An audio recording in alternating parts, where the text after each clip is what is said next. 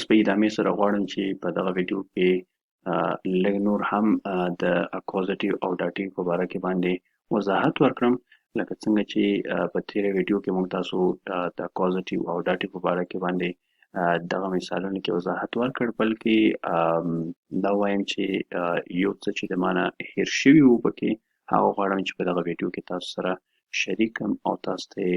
لږ نور هم واضح کړم. په لومړۍ جمله کې لکه موږ تاسو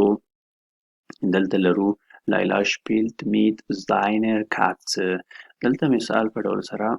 دلته دغه میت نه وروسته زاینر چې کله راغلی میت ما وویلی چې میت خپله یو پیور یا خاص هغه دی، په الماني کې ورته پور وایي، په انګلیش کې ورته پیور وایي او یعنی خاص ته وایي پیور، یو شی چې په خاص ډول سره یعنی پیور وي. یعنی اوس د دې نه وروسته دغه میت چې کله راشي یعنی دا خپله پیور داتیو دی، د دې نه وروسته کوم آرټیکل او یا هم کوم آرټیکل چې استفاده کیږي هغه باید د دغه نامه مطابق د دغه نامه د ذات یا آرټیکل چې دی د هغې د مطابق دغه داتیو سره بدل شي. مثلا مثال دلته بیا تاسو ته لیکم که نه، موږ تاسو میت ولیکو، دا یو داتیو پیور داتیو هغه شو، حرف اضافي شو. اوس د دې پیور داتیو حرف اضافي نه وروسته کوم هغه چې راځي، مثلا د کاتسې دپاره چې کوم هغه دی که نه، دی کاتسه دی، دی کاتسه یا پیشو د هغه چې دی آرټیکل چې دی هغه دی دی. دی موږ تاسو ویلی وو چې دی په داتیو کې دی په دیر باندې اوړي، دیر د دی په داتیو کې په دیر باندې اوړي. اوس دلته ګورئ زه وایم چې که چیرې زه وایم چې دی دلته راشو، زه ووایم چې د تا پیشو، زه تا ته وایم چې یا د هغه ښځې یا د لیلا پیشو زه دلته وایم، زه لیلا استفاده کوم، زه وایم چې زاین، که چیرې زه بدون د داتیو نه زه استفاده کوم که نه، دی کاتسه ده نو زه باید ولیکم چې زاینې کاتسه، د هغه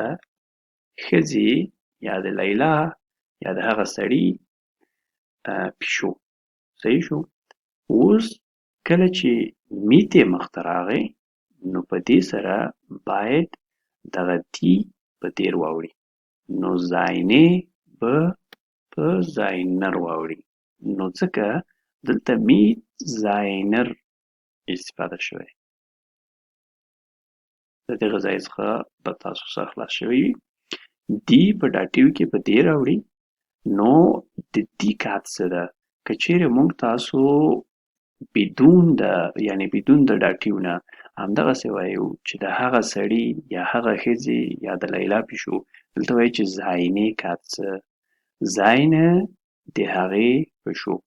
زاینې کاتسه، ځکه چې دی کاتسه ده نو دلته به زاینې وایو.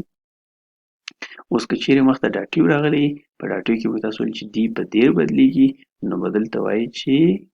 زاینر کاتسه، دیر کاتسه په زاینر یعنی زاینر باندې بدل شو، ځکه دلته زاینر راغلی. وروسته د هغې څخه دلته خو ګوره ich liebe meine Katze، دی موږ تاسو وویلی چې دی په اکوزیټیو کې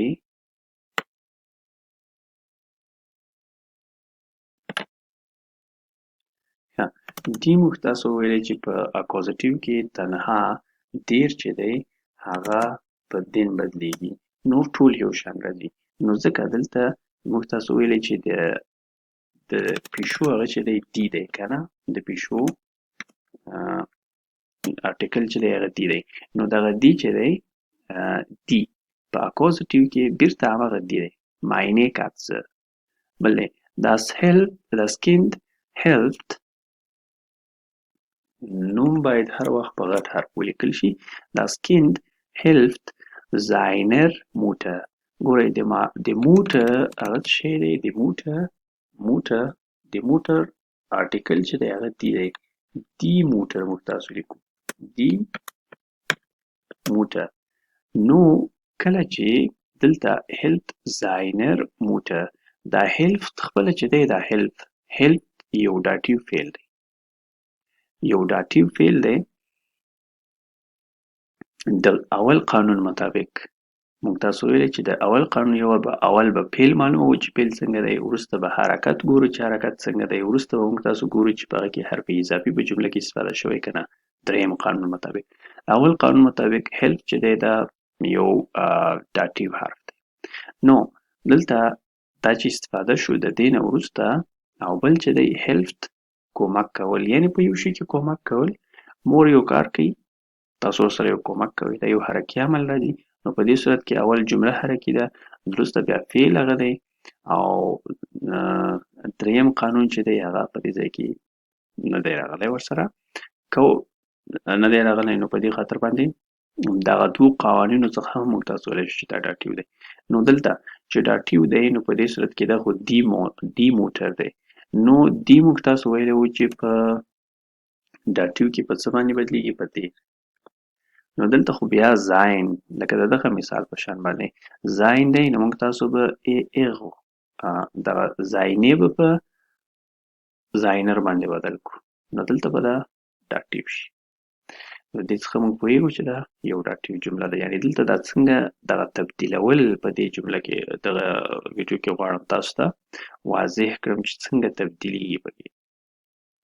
بل دی سایما verkauft ihr Haus سایما د هغې هاوس یا کور چې دی هغه خرڅوي ihr Haus یعنې د هغې کور بل دی یعنې دلته صرف حرکت ته موږ تاسو په دې کې وکتل یعنې کوم حرکي عمل نشته نو ځکه دا کوزټیو دی بل دی die Eltern treffen ihre Tochter په دې کې هم کوم عمل نشته دی د عمل نه موږ تاسو هغه کوو ساکن دی نو ځکه کوزټیو هغه کوو بل دی die Eltern helfen ihren Kindern یعنی والدین چې دي هغوی کومک کوي ihren Kindern ګورئ دلته بیا موږ تاسو ویلي وو په پلورال کې دی چې دی نومیناتیو دی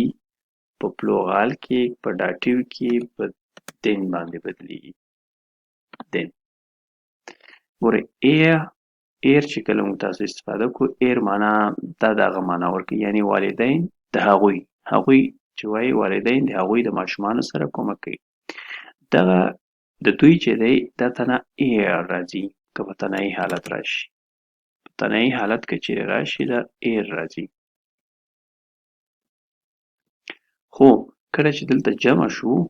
دی ګورئ دلته د کیندرن جمع د دوی د ماشومانو سره کیندرن جمع ده کله چې دا جمع شو دی موږ تاسو ویلي وو چې په داتیو کې دا په څه وړي په دین